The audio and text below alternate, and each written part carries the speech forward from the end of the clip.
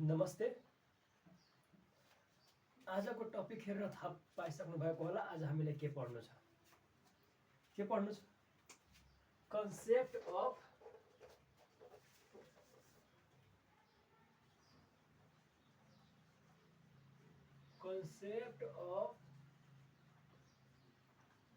Micro economics and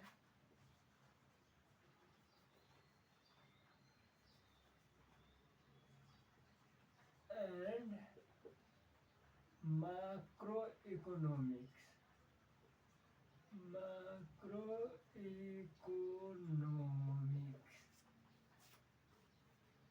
के पढ्नु छ? माइक्रो इकोनोमिक्स भनेको के हो र माक्रो इकोनोमिक्स भनेको के हो? हेर, यो माइक्रो छ नि, यो माक्रो ग्रीक वर्डबाट ड्राइभ भएको वर्ड हो। कहाँबाट? ग्रीक वर्डबाट ड्राइभ भएको वर्ड हो। कसले दिएको हो? रेगनर फ्रिसले। कसले? रेगनर फ्रिसले। कसले दिएको छ? रेगनर फ्रिसले दिएको छ। कसले दिएको छ? रेगनर फ्रिसले। कहिले दिएको छ? 1933 मा। कहिले दिएको छ? 1933 मा। कसले दिएको छ? रेगनर फ्रिसले। हेर त, कुन वर्डबाट ड्राइभ भएको वर्ड हो? ग्रीक वर्डबाट। माइक्रो वर्ड माइक्रोज बाट ड्राइभ भएको वर्ड हो, जसको मतलब स्मल हुन्छ। जसको मतलब के हुन्छ? स्मल हुन्छ। यो माक्रो छ नि, ग्रीक वर्डबाट ड्राइभ भएको हो, माक्रोज। के? माक्रोज। यसको मतलब के हुन्छ? बिग हुन्छ। के मैले बोले? माइक्रो र माक्रो ग्रीक वर्डबाट ड्राइभ भएको वर्ड हो। कहाँबाट? ग्रीक वर्डबाट ड्राइभ भएको वर्ड हो। माइक्रो वर्ड माक्रोजबाट बनेको वर्ड हो, जसको मतलब स्मल हुन्छ। माक्रोज माइक्रोजबाट बनेको वर्ड हो, जसको मतलब के हुन्छ? बिग हुन्छ। अब एउटा एउटा गरेर सबैको लेख्ने। पहिला फर्स्टमा micro economics, concept of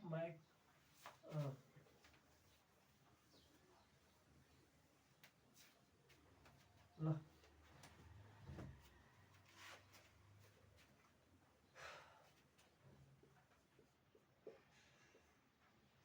micro economics. Micro economics भनेको के हो? Micro economics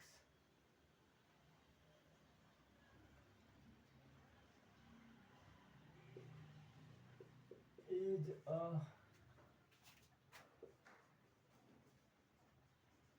branch of economics. के हो?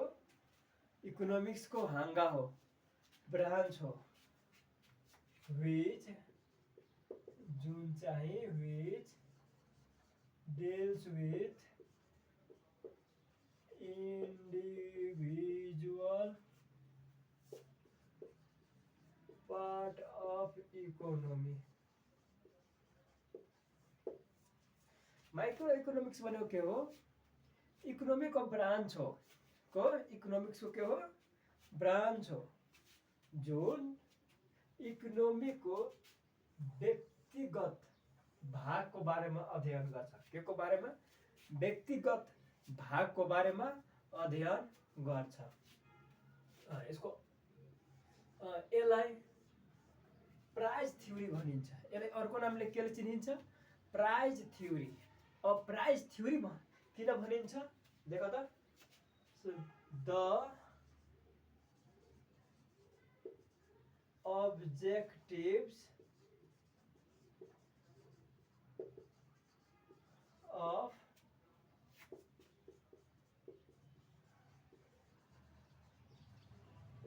Microeconomics is to study study price determination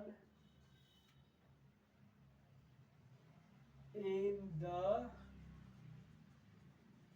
market. So it is called के भनिन्छ so it is called price theory. अनि अर्को के नामले चिनिन्छ प्राइस थ्योरी. किनभने यसको मेन उद्देश्य के हो प्राइस डिटर्मिनेसन गर्ने मार्केटमा प्राइसको बारेमा अध्ययन गर्ने के मार्केटमा प्राइस डिटर्मिनेसनको बारेमा के गर्ने अध्ययन गर्ने. त्यसैले यसको नाम के भनेको छ प्राइस थ्योरी.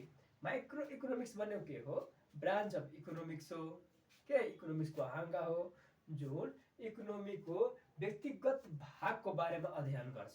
के को बारेमा व्यक्तिगत भागको बारेमा के गर्छ अध्ययन गर्छ. माइक्रो इकोनोमिक्सको मेन उद्देश्य भनेको के हो प्राइस डिटर्मिनेसन गर्नु मार्केटमा के मार्केटमा के गर्नु प्राइस डिटर्मिनेसन गर्नु. त्यसैले चाहिँ के भनिन्छ प्राइस थ्योरी भनिन्छ. ल अब माइक्रो यसको इम्पोर्टेन्स पढ्नु पर्यो. अब के इम्पोर्टेन्स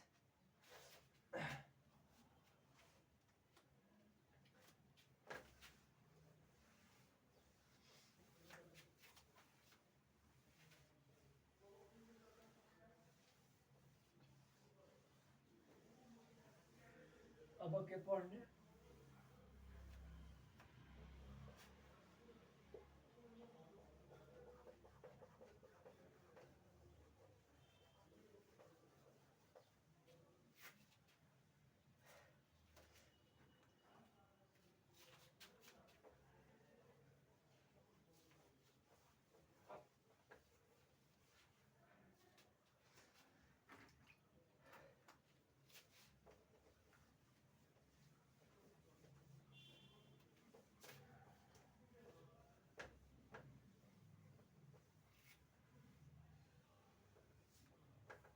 अरु के पढ्ने अब importance of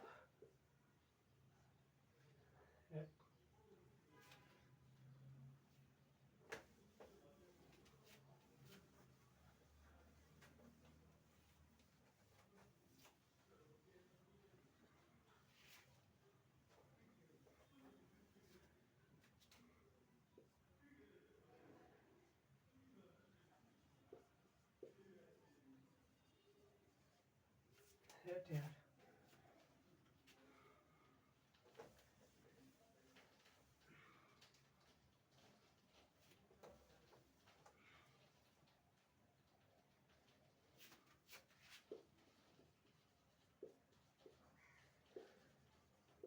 importance of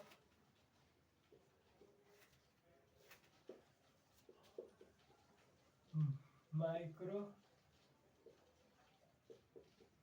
economics के पढ्ने इम्पोर्टेन्स अफ माइक्रो इकोनोमिक्स. यसको याद गर्ने टेक्निक्स भनेको के हो फ्युज हेर त यो सबैको अगाडि हेल्प हो. एफको अगाडि पनि एच हो यसको अगाडि पनि एस हो ईको अगाडि पनि एस हो. त्यसैले अगाडि यसको लेखिदिने एचबाट help in formulating economic policies के help in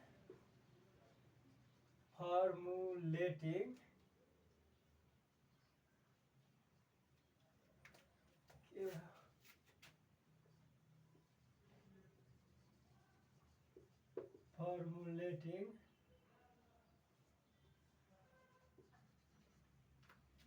economics policy.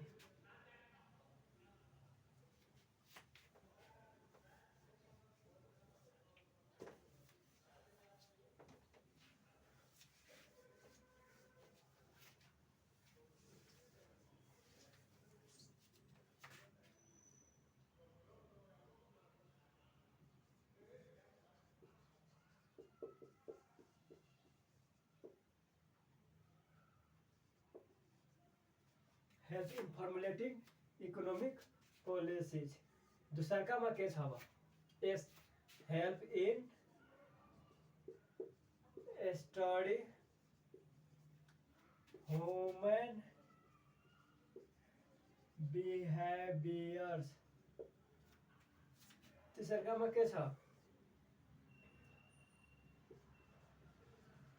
Help in के मत गर्छ हेल्प इन लेख टु लेख एउटै कुरा हो help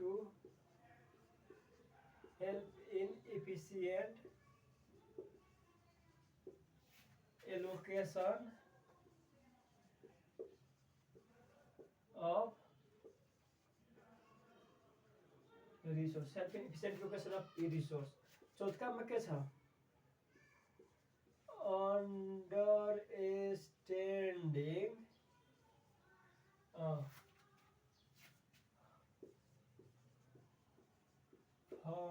functioning of economy understand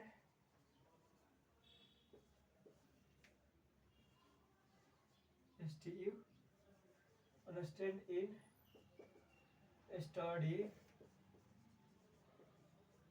and understand study of international trade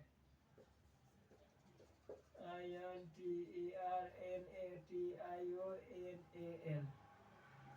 international trade ल हेर त के पढ्यौ हामीहरू इकोनोमिक्सको इम्पोर्टेन्स पढ्दैछौँ एउटा के हो इकोनोमिक पोलिसिज बनाउनमा के गर्छ मद्दत गर्छ इकोनोमिक पोलिसी भनेको के हो गभर्नमेन्टले बनाएको आर्थिक पोलिसीलाई के गभर्नमेन्टले बनाएको पोलिसीलाई के भनिन्छ इकोनोमिक पोलिसी मतलब देशमा कतिको गरिब छ कतिको धनिक छ कतिको के छ त्यो सबै पोलिसी सरकारले बनाइरहेको छ त्यसको लागि कति ट्याक्स उठाउनु पर्यो कति सब्सिडी दिनु पर्यो त्यसको लागि एउटा पोलिसी बनाउँछ त्यसले के भनिन्छ इकोनोमिक पोलिसी जुन बनाउनमा के गर्छ फर्मुलेट गर्नु भनेको बनाउनमा के गर्छ मद्दत गर्छ अर्को मान्छेको बेहोराको बारेमा पढ्न मद्दत गर्छ अब कुन मान्छेलाई के मन छ कसरी मन छ के मन छ के किन्ने त्यसको बारेमा पनि अध्ययन गर्छ कि अर्गनाइजेसनलाई धेरै फाइदा होस् मान्छेले जे किन्छ जो बेच्दा के हुन्छ धेरै फाइदा हुन्छ त्यसैको लागि के गरेको छ इफिसिएन्ट एलोकेसन अफ रिसोर्सलाई बाँड्नु पर्यो अब राम्रो जुनमा धेरै फाइदा हुन्छ धेरै पैसा लगाउने त्यसले सरकारलाई मान्छेलाई जनतालाई धेरै फाइदा हुन्छ यो भनेको के एउटा इम्पोर्टेन्ट हो अर्को इकोनोमिक फङ्सन बुझ्नको लागि इकोनोमिक्स कसरी काम गर्दैछ के चल्दैछ कस्तो चल्दैछ अरू कुराहरू बुझ्नको लागि पनि के यो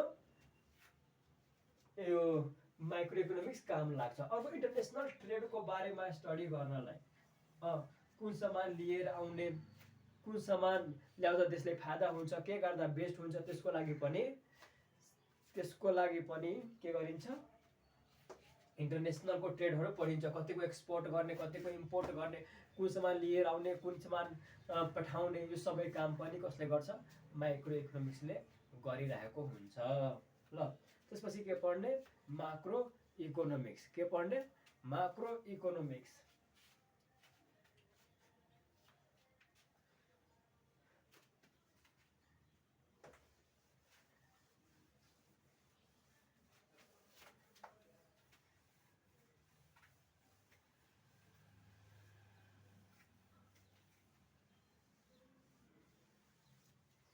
अब पढ्ने माक्रो इकोनोमिक्स के पढ्ने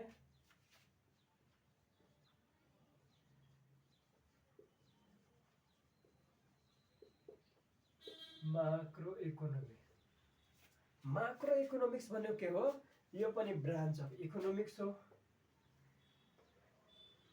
माक्रो इकोनोमिक्स भनेको के हो माक्रो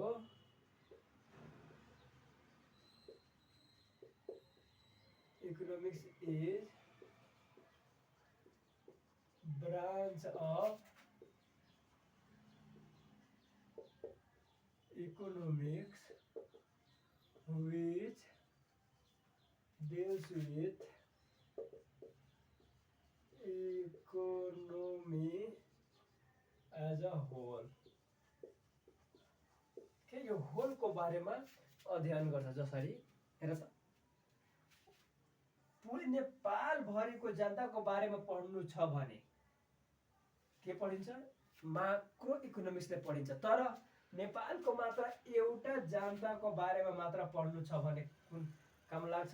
माइक्रो इकोनोमिक्स। माने माक्रो इकोनोमिक्स होलको बारेमा पढिन्छ, के होलको बारेमा पढिन्छ। तर यो माइक्रो इकोनोमिक्स इन्डिभिजुअल व्यक्तिगत गरेर पढ्छ, व्यक्तिगत भागको बारेमा पढ्छ।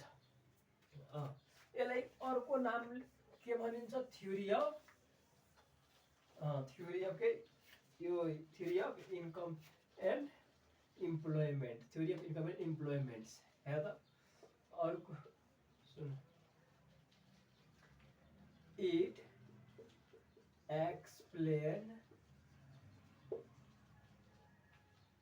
explains how equilibrium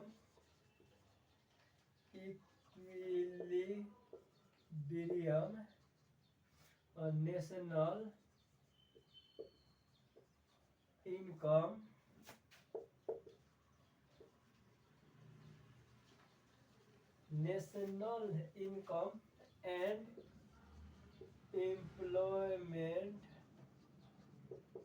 are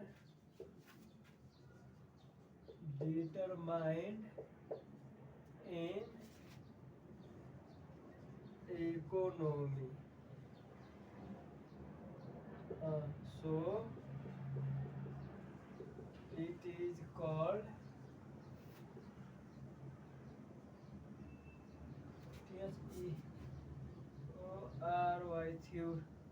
theory of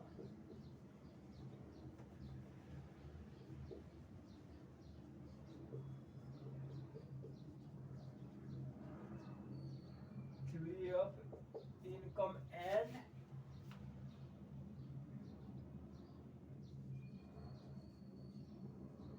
employment के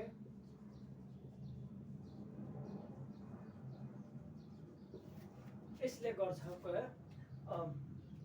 नेशनल इन्कम र इम्प्लोइमेन्टमा इक्विलिब्रियम डिटरमाइन गर्न के गर्छ? एक्सप्लेन गर्छ। त्यसैले यसलाई के भनिन्छ? Theory of income and employment. अब हामीहरू के पढ्ने? इम्पोर्टेन्स। यसको इम्पोर्टेन्सहरू के छन् अब पढ्ने। हेर त, इम्पोर्टेन्स पढ्नको लागि पनि हामीले सेम चाहियो, फ्युज नै चाहियो। के त्यो याद गर्ने टेक्निक के हो? फ्युज। फ्युज भनेको हेर त, फ्युज योबाट यहाँ पनि दुईटा छ, तर यो अगाडि यसको यी अगाडिबाट स्टार्ट भएको छ, सबैको अगाडि के छ? एच छ। एकमा त्यहाँ के थियो? Help in formulating economic policies. Formulating economic policies. योबाट के हो?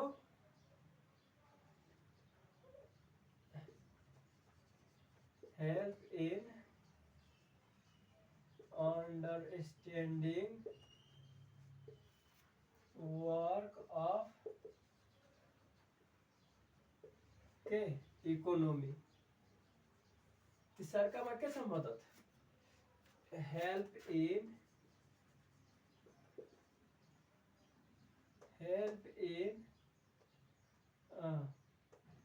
Useful international trade. चौथा में इंटरनेशनल हो।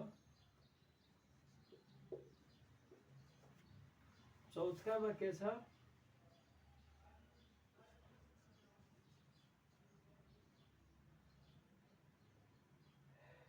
यो आई छ, यसले काटेको छ नि। Help in international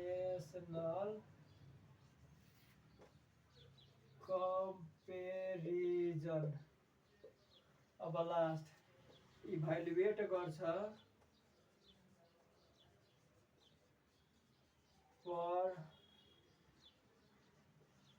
performance of इकोनोमीलाई के गर्छ इभ्यालुएट गर्छ यहाँ पनि एक सरकारको पोलिसीहरू बनाउनमा के गर्छ मद्दत गर्छ अरु के गर्छ इकोनोमी कसरी चल्दैछ कति बेला यो नेशनल इन्कम र इम्प्लोइमेन्ट इक्विलिब्रियम हुन्छ यसको माक्रो इकोनोमिक्सको बुझ्नमा यसले मद्दत गर्छ इकोनोमीको होलको इकोनोमीको बुझ्नमा के गर्छ मद्दत गर्छ इन्टरनेशनल ट्रेडको बारेमा बुझ्न मद्दत गर्छ कुन सामान लिएर आउने कति लिएर जाने हाम्रो देशमा कतिको टेक्नोलोजी छ कतिको टेक्नोलोजी विक छ कतिको राम्रो छ त्योहरू बुझ्न पनि मद्दत गर्छ इन्टरनेशनल कम्पेरिजन हाम्रो देश कतिको विकसित छ कतिको कमजोर छ कतिको अनडेभलपिङ कतिको गरिब छ कतिको बेरोजगार छ सबै पढ्नको लागि के हामी युज गर्छौँ माक्रो इकोनोमिक्स अरु जसरी इन्डिया हाम्रोभन्दा कतिको यो अगाडि छ कतिको पछाडि छ नेपालभन्दा कम्पेरिजन गर्न पनि देशहरुसँग मत गरिरहेको हुन्छ परफर्मेन्स अफ इकोनोमी हाम्रो इकोनोमी बढ्दैछ कि घट्दैछ के हुँदैछ इकोनोमिक्सको बुझ्नमा पनि इकोनोमीलाई बुझ्नमा पनि के गर्छ मद्दत गर्छ नमस्कार अब भोलि हामीहरु अर्को च्याप्टर पढौँला ल थ्यांक यू